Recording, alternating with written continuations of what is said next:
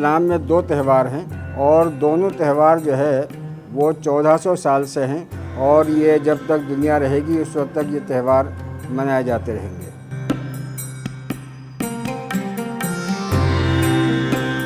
بقر عید جو ہے یہ آج سے نہیں بلکہ 1400 سال سے حضرت محمد صلی اللہ علیہ وسلم جو خدا کے آخری میسنجر ہیں ان کے ذریعے سے یہ تہوار ہمیں ملا ہے۔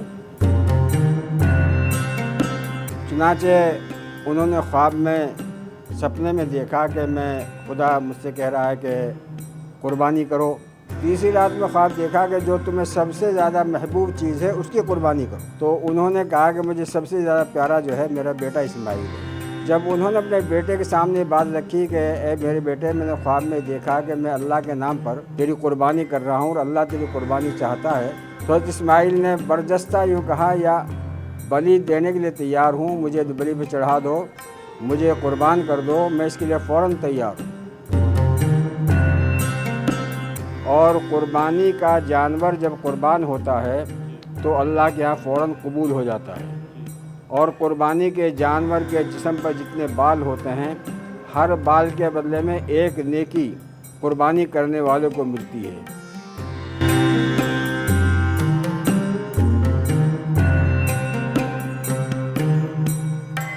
ਜਿੱਥੇ ਪੂਰੇ ਦੇਸ਼ ਦੇ ਵਿੱਚ ਆਉਣ ਵਾਲੀ 17 ਜੂਨ ਨੂੰ ਈਦ ਉਲ ਅਜ਼ਹਾ ਦਾ ਤਿਉਹਾਰ, ਜਿਸ ਨੂੰ ਕਿ ਬੱਕਰਾ ਈਦ ਵੀ ਕਿਹਾ ਜਾਂਦਾ ਹੈ, ਬੜੇ ਹੀ ਧੂਮਧਾਮ ਦੇ ਨਾਲ ਮੁਸਲਿਮ ਭਾਈਚਾਰੇ ਦੇ ਵੱਲੋਂ ਮਨਾਇਆ ਜਾਵੇਗਾ। ਤੇ ਨਾਲ ਹੀ ਇਸ ਤਿਉਹਾਰ ਦੀ ਮੁਸਲਿਮ ਭਾਈਚਾਰੇ ਦੇ ਵਿੱਚ ਕਿੰਨੀ ਕੁ ਮਹੱਤਤਾ ਹੈ, ਕਿੰਨੀ ਕੁ ਇਸ ਤਿਉਹਾਰ ਦੇ ਲਈ ਖੁਸ਼ੀਆਂ ਭਰਿਆ ਹੁੰਦਾ ਇਹ ਤਿਉਹਾਰ ਹੈ, ਤੇ ਮੁਸਲਮਾਨ ਭਾਈਚਾਰਾ ਇਸ ਤਿਉਹਾਰ ਨੂੰ ਬਹੁਤ ਜ਼ਿਆਦਾ ਉਤਸ਼ਾਹ ਨਾਲ ਮਨਾਉਂਦਾ। ਇਸ ਬਾਰੇ ਅੱਜ ਆਪਾਂ ਚੰਡੀਗੜ੍ਹ ਦੀ ਜਾਮਾ ਮਸਜਿਦ ਦੇ ਮੌਲਾਨਾ ਅਜ਼ਮਲ ਖਾਨ ਜੀ ਨਾਲ ਗੱਲਬਾਤ ਕਰਾਂਗੇ, ਜੋ ਇੱਥੋਂ ਦੇ ਇਮਾਮ ਨੇ, ਮੌਲਵੀ ਸਾਹਿਬ ਨੇ। ਉਹਨਾਂ ਨਾਲ ਜਾਣਕਾਰੀ ਹਾਸਲ ਕਰਦੇ ਹਾਂ ਕਿ ਜੋ ਈਦ ਉਲ ਅਜ਼ਹਾ ਦਾ ਜੋ ਤਿਉਹਾਰ ਹੈ, ਯਾਨੀ ਕਿ ਬੱਕਰਾ ਈਦ ਹੈ, ਉਸ ਦਾ ਕਿੰਨਾ ਕੁ ਮਹੱਤਵ ਮੁਸਲਮਾਨ ਭਾਈਚਾਰੇ ਦੇ ਵਿੱਚ ਹੈ ਅਤੇ ਕਦੋਂ ਤੋਂ ਇਹ ਸ਼ੁਰੂ ਹੋਇਆ। ਮੌਲਾਨਾ ਸਾਹਿਬ, ਪਹਿਲਾਂ ਤਾਂ ਤੁਹਾਡਾ ਸਾਡੇ ਟੀ.ਵੀ. ਲਿਵਿੰਗ ਇੰਡੀਆ 'ਤੇ ਬਹੁਤ ਬਹੁਤ ਸਵਾਗਤ ਹੈ। آپ کا بہت بہت شکریہ جی کہ آپ تشریف لائے اور ہمیں آپ لوگوں نے اپنے ٹی وی پر اپنی بات کہنے کا موقع دیا۔ جی بالکل، میں آپ کے لیے اور آپ کی پوری ٹیم کی جو ہے تعریف کرتا ہوں اور شکر ادا کرتا ہوں۔ شکریہ۔ جو بقرہ عید کا تہوار ہے یہ کب سے شروع ہوا ہے اور اس کی مہتتا کیا ہے؟ کہتے مسلم بھائی چارے کے بہت اتشاہ سے منایا جاتا ہے، بڑی عید بھی کہا جاتا ہے اس کو۔ دیکھیے، ایسا ہے کہ بقرہ عید جو ہے جی یہ آج سے نہیں بلکہ 1400 سال سے جی حضرت محمد صلی اللہ علیہ وسلم جی جو خدا کے آخری میسنجر ہیں جی ان کے ذریعے سے یہ تہوار ہمیں ملا ہے۔ جی اور مسلمانوں کے لیے جو ہے پورے سال میں دو تہوار ہوتے ہیں، دو خوشی کے موقع ہوتے ہیں۔ ایک ہوتی ہے عید الفطر، جی جو مسلمان ایک مہینے کے برت رکھتے ہیں، روزہ رکھتے ہیں، اس کے پورے ہونے پر آتی ہے، اس کو عید الفطر کہتے ہیں۔ اور اس عید کو عید الاضحیٰ یا بقرہ عید کہتے ہیں۔ جی تو اسلام میں دو تہوار ہیں اور دونوں تہوار جو ہے وہ 1400 سال سے ہیں، اور یہ جب تک دنیا رہے گی اس وقت تک یہ تہوار منائے جاتے رہیں گے۔ اور اس کا مہتو یہ ہے کہ آج سے تقریباً 4000 سال پہلے ایک میسنجر ہوئے ہیں، خدا کے پیغمبر ہوئے ہیں، جن کا نام تھا ابراہیم۔ جی ان کا ایک اکلوتا بیٹا تھا جس کا نام تھا اسماعیل، اور جو تقریباً 80 سال کی عمر کے بعد میں پیدا ہوئے تھے۔ اور حضرت ابراہیم کے وہ اکلوتے بیٹے تھے، ان کے علاوہ کوئی بیٹا اس وقت تک نہیں تھا، بعد میں ایک اور بیٹا ہوا ہے۔ تو اپنے بیٹے سے کتنی محبت ہوتی ہے، آج کا دور تو خیر بڑا ہی جو ہے وہ دور چل رہا ہے کہ یہاں پر باپ بیٹے کی محبت ہی ختم ہو گئی ہے. اس وقت میں ایسی بات نہیں تھی.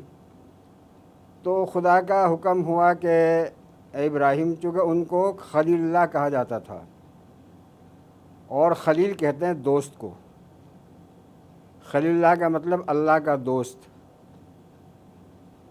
اور دوست جو ہے اس کی آزمائش کی جاتی ہے، اس کا امتحان لیا جاتا ہے، پرکھا جاتا ہے کہ حقیقت میں دوست ہے یا زبانی دوست ہے. وہ کہا کرتے ہیں کہ فارسی کا ایک شعر ہے، دوست آندانم کے گیرت دست دوست، در پریشاں حالیو درماندگی. دوست وہ ہوتا ہے جو دوست کا ساتھ دے، چاہے اچھے حالات ہوں چاہے برے حالات ہوں. ہر حال میں اپنا دوست کا جو ساتھ دیتا ہے وہ دوست ہوتا ہے، ورنہ مطلب یار ہوتا ہے. تو حضرت ابراہیم کو چونکہ خلیل اللہ کہا جاتا ہے، اللہ کا دوست کہا جاتا ہے، تو پھر اللہ تبارک و تعالیٰ نے بڑھاپے میں ان کو بیٹا دیا اسماعیل. اور پھر جو ہے ان کا امتحان لیا کہ اب یہ دیکھتا ہوں کہ یہ حقیقت میں دوست ہے یا زمانی دوست ہے. چنانچہ انہوں نے خواب میں سپنے میں دیکھا کہ خدا مجھ سے کہہ رہا ہے کہ قربانی کرو. تو انہوں نے 100 اونٹ قربان کیے. دوسرے رات میں پھر خواب دیکھا قربانی کرو، پھر انہوں نے 100 اونٹ قربان کیے. تیسری رات میں خواب دیکھا کہ جو تمہیں سب سے زیادہ محبوب چیز ہے اس کی قربانی کرو. اب 80 سال کی عمر میں بچہ پیدا ہوتا ہے. جب بچہ جو ہے وہ 10-11 سال کا ہوتا ہے تو بڑھاپے کی لاٹھی ہوتا ہے. ماں باپ کو بڑی امیدیں ہوتی ہیں اپنی اولاد سے.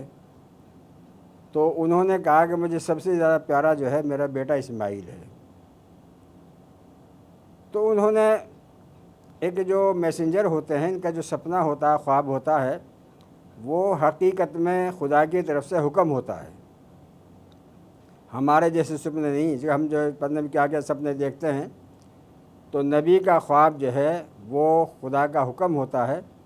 تو انہوں نے اپنے بیٹے اسماعیل کو بلایا اور بیٹے سے کہا کہ بیٹے، میں نے خواب میں یہ دیکھا ہے کہ خدا مجھ سے جو ہے تمہاری قربانی مانگ رہے ہیں. یا بنی، قرآن کہتا ہے یا بنی انی اری فی المنام انی اذبحک فانظر ماذا تری. اے میرے بیٹے، میں نے خواب میں دیکھا ہے کہ میں تجھے قربان کر رہا ہوں، خدا کے نام پر تیری بلی دے رہا ہوں، تو اب بتلاؤ تمہاری کیا رائے ہے. تو جیسا باپ ہوتا ہے ویسا ہی بیٹا بھی ہوتا ہے. آج کی وہ نہیں ہے کہ وہ کسی یہ کہ ہمارے ہندوستان میں شاعر ہوئے ہیں اکبر الہ آبادی. انہوں نے ایک شعر کہا تھا، طفل میں بو آئے کیوں ماں باپ کے اتوار کی. طفل کہتے ہیں بچے کو. طفل میں بو آئے کیوں ماں باپ کے اتوار کی. اتوار کہتے ہیں عادتیں، خصلتیں. تو انہوں نے کہا تھا طفل میں بو آئے کیوں ماں باپ کے اتوار کی، دودھ تو ڈبے کا ہے اور تعلیم ہے سرکار کی. تو اس وقت کے بچے ایسے نہیں تھے. جب انہوں نے اپنے بیٹے کے سامنے بات رکھی کہ اے میرے بیٹے، میں نے خواب میں دیکھا کہ میں اللہ کے نام پر تیری قربانی کر رہا ہوں اور اللہ تیری قربانی چاہتا ہے، تو اب بتاؤ تمہاری کیا رائے ہے. تو حضرت اسماعیل نے برجستہ یوں کہا، یا ابت تفعل ما تؤمر ستجدنی ان شاء اللہ من الصابرین. میرے ابا، جو تم نے خواب دیکھا ہے اور جو تمہیں حکم دیا گیا ہے، تم اس کام کو فوراً کر گزرو. یعنی میں بلی دینے کے لیے تیار ہوں، مجھے بلی پہ چڑھا دو، مجھے قربان کر دو، میں اس کے لیے فوراً تیار ہوں. تو انہوں نے اپنے بیٹے کو قربان کیا، لیکن خدا کی طرف سے ایک آزمائشی امتحان تھا. اس کی بدی مقصود نہیں تھی، لیکن امتحان لینا تھا کہ میرا خلیل، میرا دوست کہاں تک جا سکتا ہے. چنانچہ اللہ تبارک و تعالیٰ نے بیٹے کو بچا لیا اور آسمان سے ایک دمبا بھیج دیا. وہ دمبا جیسے بھیڑ ہوتی ہے، بکری ہوتی ہے، ایسے دمبا ہوتا ہے. آج بھی ہوتے ہیں دمبے، وہ عرب ممالک وغیرہ میں اور جو علاقوں میں بہت پائے جاتے ہیں. ہمارے انڈیا میں بھی ہوں گے. لیکن شاید یہاں پر کم ہیں، تو وہ انہوں نے قربان کیا، تو خدا کو ان کی یہ ادا اتنی پسند آئی کہ اب قیامت تک کے لیے ہر مسلمان پر جو مالدار ہو اس کے لیے ضروری ہے کہ وہ اپنی طرف سے اس سنت کو ادا کرے، اس قربانی کو دے۔ تو یہ اس کا پس منظر ہے، یہ ہے کہ جس کی وجہ سے مسلمان قربانی کرتے ہیں، اور یہ قربانی جو ہے وہ ہمیشہ ہوتی رہے گی۔